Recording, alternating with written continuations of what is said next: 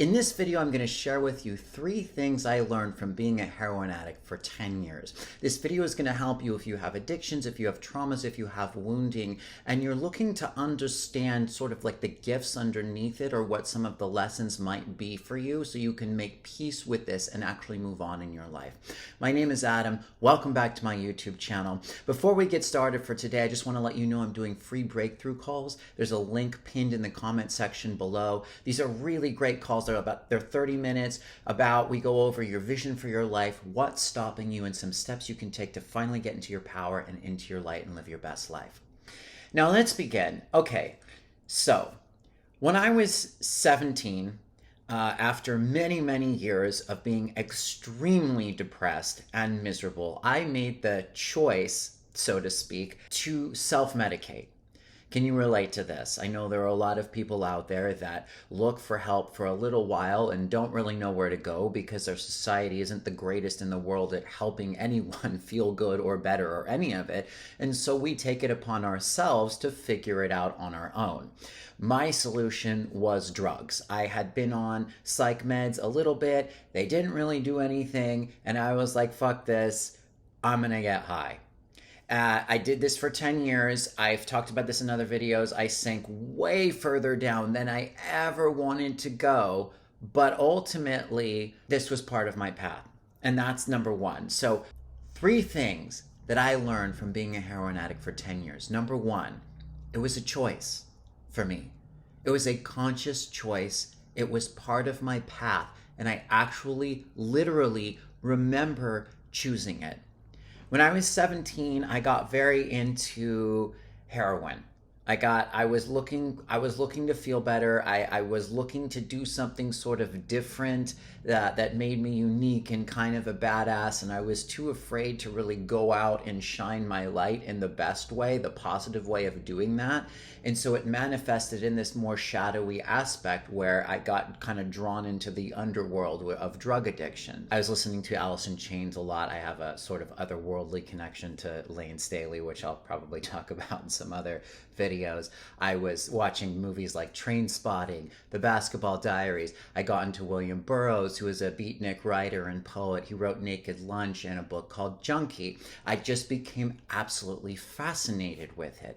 And I remember, all the kind of stuff going through my head that I heard in DARE, which was a drug abuse resistance education program. That's what DARE stood for, that we, I'm sure you've heard of it. They came to us in like elementary school and talked to us about peer pressure and how a lot of people fall in with the wrong crowd and they get pressured into doing drugs and then they can't get out. I had all that information in my head, and I was very aware that that wasn't me. I was actually seeking it out. It was like a role that I wanted to play, and I was drawn to it. And in William Burroughs' book called Junkie, he even says, junk addiction, which is what he called it, isn't something that you just wake up one day and you're like, oh, I want to be a drug addict. And I remember going, actually, that's exactly what I'm doing. I wanted to do it. I was drawn to it. I made the conscious choice. And I know that this is present for me because it's part of my lesson to teach others that even if you're not connected to the fact that it was a choice, oftentimes it comes from somewhere else. It's part of the path. And going through all of the trauma, all of the addiction, brought up all these things within myself that I had to look at. Like, for example, I had a tendency to just not want to put in the work. I wanted to feel good right away. And I wanted to feel good right away because I felt like such shit, and I didn't have the patience or the discipline to actually work for it, which is why drugs resonated with me.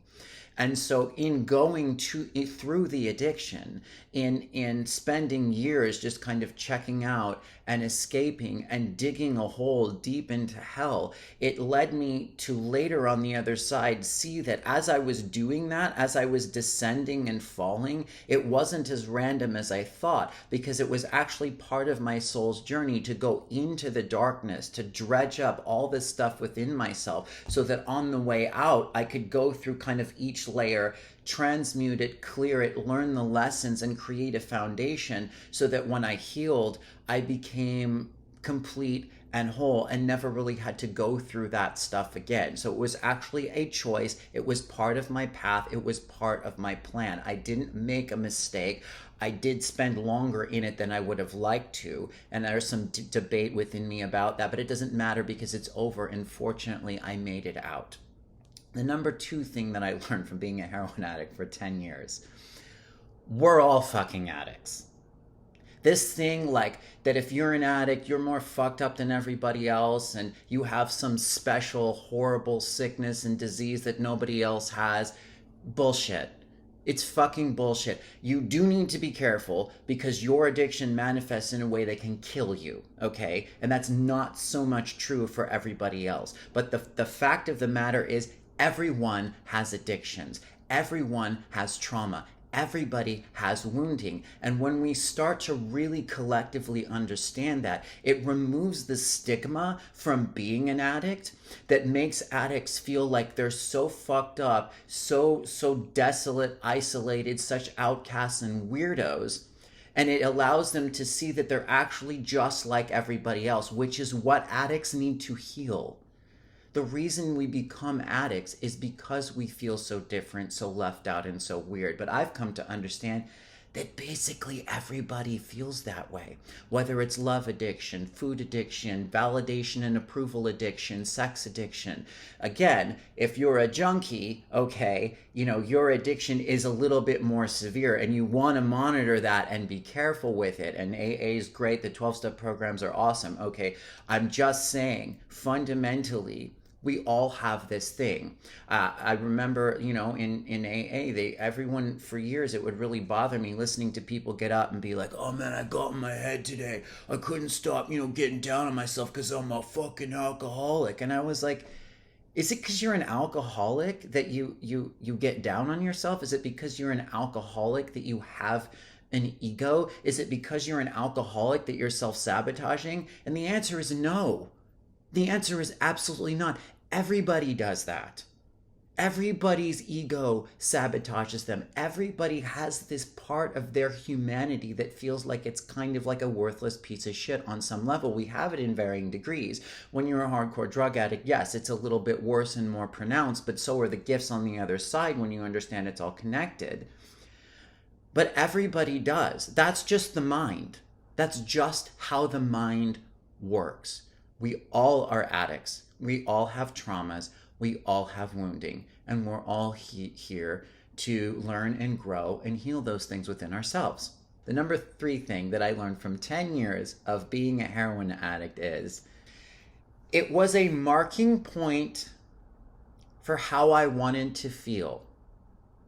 So something that we do when we're trying to create a life that we want or our own reality or a state of consciousness is we'll find that frequency in particular ways as like a bookmark in our mind.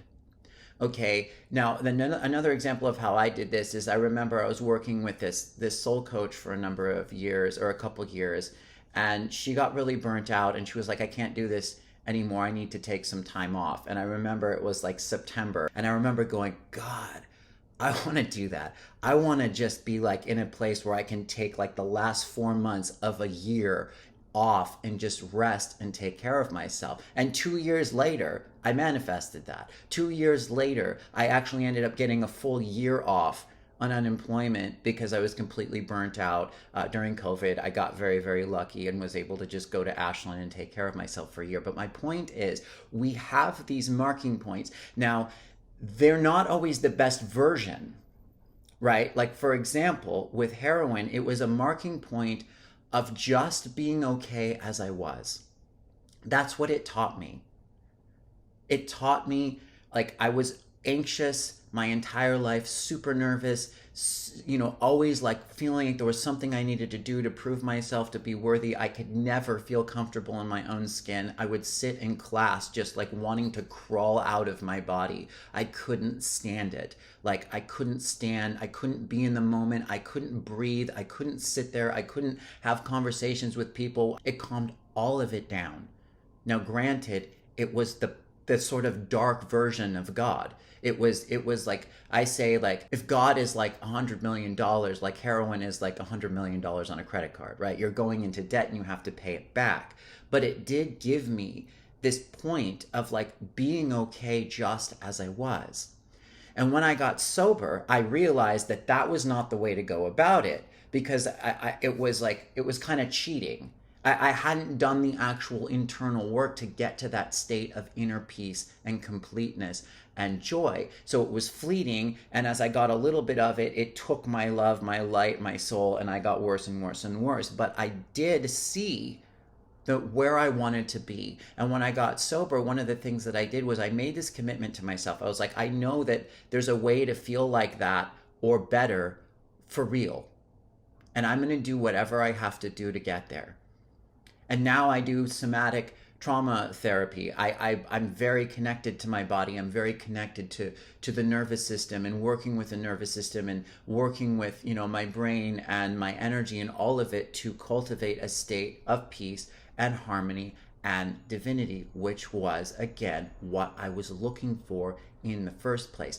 And when I connected those dots for myself, when I saw that it was actually a teacher in a way, what it did is it's helped me to release a lot of the guilt and shame around feeling like I made a mistake.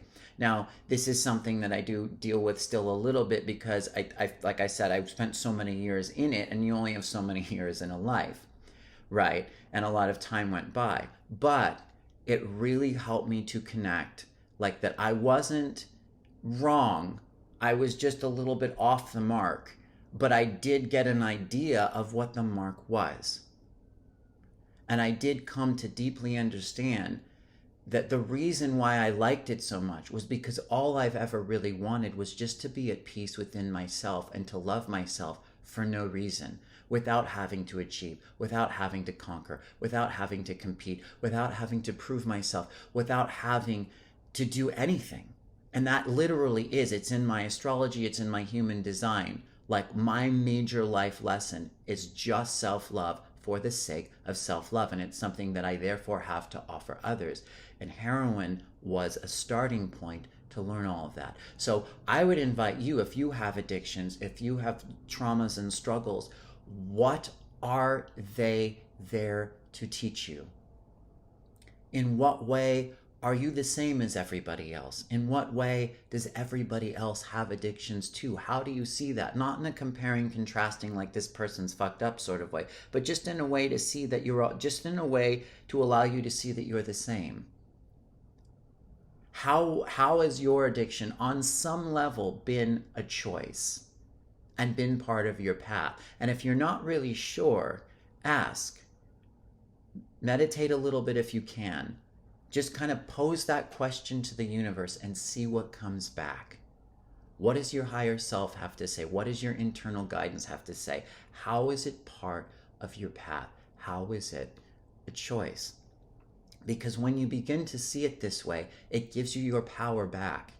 And you actually understand that as much out of control as you may have been in an addiction, there is some part of you somewhere that does know what it's doing. And the more you connect to that, the more you heal, and the more it guides you in the direction of feeling what you want to feel in the way that's best for you and best for everybody else. So let me know what revelations you've had around this. Let me know what realizations you've had around this. Please leave comments below. I always love to hear from everybody. Please like and subscribe to the channel. If you need a little bit of help clearing some of your traumas and frustrations, I have a free energy clearing that's linked in the description below. And other than that, thank you so much for watching. I appreciate you a lot. Until next time, peace.